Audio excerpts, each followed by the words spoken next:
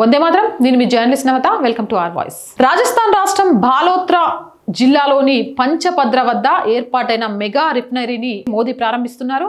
HPCL 74% వాటా మరియు రాజస్థాన్ ప్రభుత్వం 26% వాటాతో సంయుక్తంగా నిర్మించిన ఈ ప్రాజెక్ట్ని హెచ్పిసిఎల్ రాజస్థాన్ రిఫైనరీ లిమిటెడ్ అని పిలుస్తారు. ఇది దేశంలోనే మొట్టమొదటి గ్రీన్ఫీల్డ్ BS6 ప్రమాణాలతో కూడిన సమగ్ర రిఫైనరీ మరియు పెట్రోకెమికల్ కాంప్లెక్స్. ఈ ప్రాజెక్ట్ని దాదాపు 79,459 కోట్ల భారీ వ్యయంతో నిర్మించారు.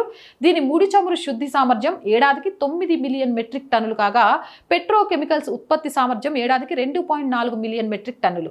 ఈ ప్రాజెక్టు తక్కువ స్థాయిలో నిర్మించాలి అని 2013లో అనుకుని సోనియా శంకుస్థాపన చేసిన అనేక రాజకీయ వివాదాలు, భూసేకరణ సమస్యలు, ఇతర సమస్యల వల్ల ప్రాజెక్టు మూలపడింది.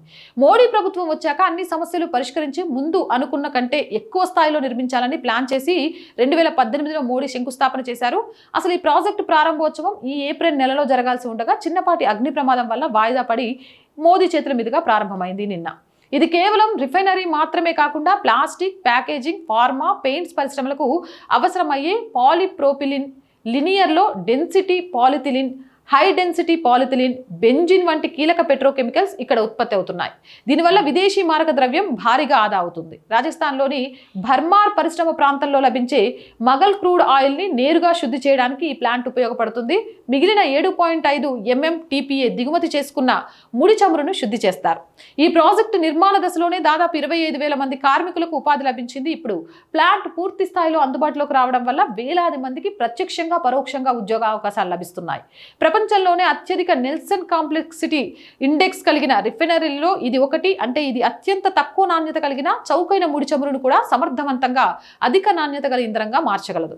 రాజస్థాన్ క్రూడ్ ఆయిల్లో మైనం ఎక్కువగా ఉంటుంది. అది పైప్ లైన్లలో గడ్డ కట్టకుండా ఉండడం కోసం గుజరాత్లోని ముంద్రా నుంచి పంచపద్ర వరకు ప్రత్యేకంగా వేడిని నిలిపి ఉంచే ఇన్సులేటెడ్ హీటెడ్ పైప్ లైన్ ని ఇంజనీర్లు నిర్మించారు. ఈ రిఫైనరీ ప్రారంభంలో పశ్చిమ రాజస్థాన్లోని వెనుకబడిన ప్రాంతాలు పారిశ్రామికంగా ఎంతో అభివృద్ధి చెందుతాయి. అంతేకాదు పెట్రోల్, డీజిల్ ధరలు తగ్గించకుండా ప్రజల దగ్గర దోచుకుంటున్నారు అనేవారు ఒకటి ఆలోచించాలి. ప్రభుత్వ ఆయిల్ కంపెనీలు వద్ద లాభాలు మిగిలితేనే కొత్త ప్రాజెక్టులపై ఇలా భారీ పెట్టుబడులను పెడుతూ దేశంలో రోజురోజుకు పెరుగుతున్న పెట్రోల్, డీజిల్ డిమాండ్ని తట్టుకోగలం. ఇటువంటి రిఫైనరీలు దేశంలో ఇంకా రావాలి. దానికోసం ప్రజలంతా కూడా సహకరించాలి. జై హింద్, జై భారత్. వీడియో నచ్చితే లైక్ చేయండి, షేర్ చేయండి. ఇంకా ఎలాంటి వీడియోస్ చేస్తే బాగుంటుంది అనేది కూడా కామెంట్ సెక్షన్లో తెలియజేయండి. అలాగే మళ్ళీ చెప్తున్నానండి, ఫస్ట్ వీక్ వచ్చింది. ఆర్ వాయిస్కి ఆర్థికంగా మీ చేయూత చాలా అవసరం. శాలరీస్ కానీ, రెంట్ కానివ్వండి, మిగిలిన మెయింటెనెన్స్ కానివ్వండి, ఇంకా మనం బ్రేక్ ఈవెన్కి వెళ్ళేదాకా మీరే సపోర్ట్ చేయాలి. దయచేసి ఆర్థికంగా ఆర్ వాయిస్ని ఆదుకోవాలి అనుకుంటే స్క్రీన్ మీద Google pay number, PhonePe number ఇచ్చాము. దాని ద్వారానైనా చేయొచ్చు, లేదా అకౌంట్ డీటెయిల్స్ కూడా ఇచ్చాము. వాటి ద్వారానైనా మీకు తోచిన సహాయాన్ని అందించి ఈ ఛానల్ని ఆదుకోవచ్చు. అలాగే వ్యాపార ప్రకటనల కోసం చాలామందికి వ్యాపారాలు ఉన్నాయి.